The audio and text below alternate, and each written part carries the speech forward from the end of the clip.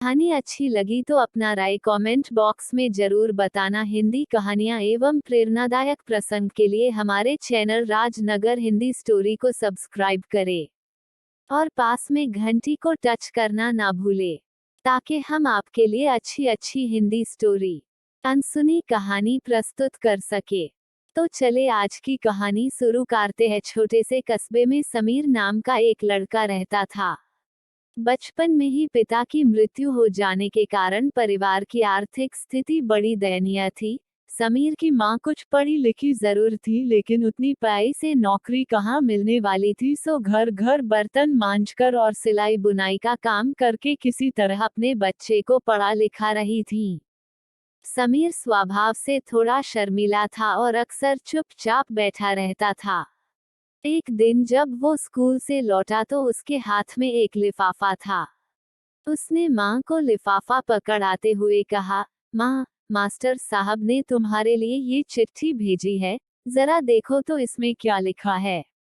माँ ने मन ही मन चिट्ठी पढ़ी और मुस्कुराकर बोली, बेटा, इसमें लिखा है कि आपका बेटा काफी होशियार है।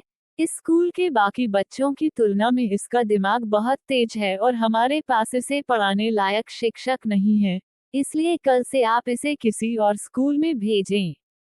यह बात सुनकर समीर को स्कूल न जा सकने का डैक तो हुआ, पर साथ ही उसका मन आत्मविश्वास से भर गया कि वो कुछ खास है और उसकी बुद्धि तीव्र है। माँ ने उसका दाखिला एक अन्य स्कूल में करा दिया।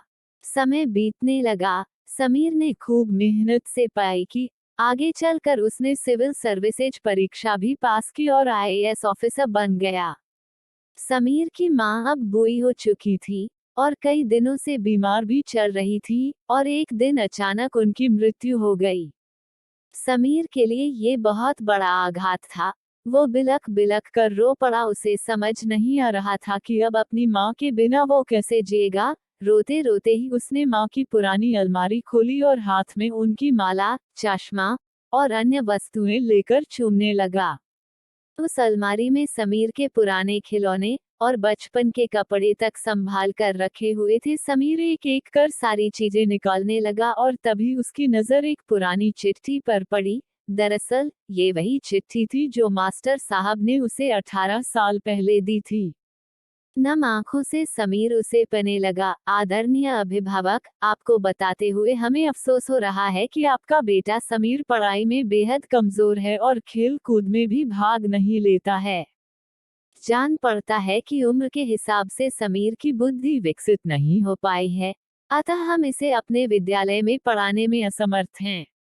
आपसे निवेदन है कि समीर का दाखिला किसी मंद बुद्धि विद्यालय में कराएं अथवा खुद घर पर रखकर इसे पढ़ाएं।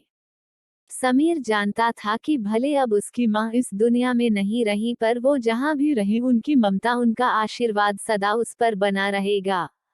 भगवान सभी जगह नहीं हो सकते, इसलिए उसने माएँ बनाई। माँ से बढ़कर त्याग और तपस्या की मूर्त भला और कौन हो सकता है।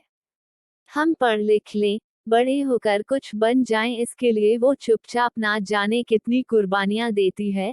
अपनी जरूरतें मारकर हमारे शौक पूरा करती है। यहाँ तक कि संतान बुरा व्यवहार करे तो भी माँ उसका भला ही सोचती है। सचमुच माँ जैसा कोई नहीं हो सकता।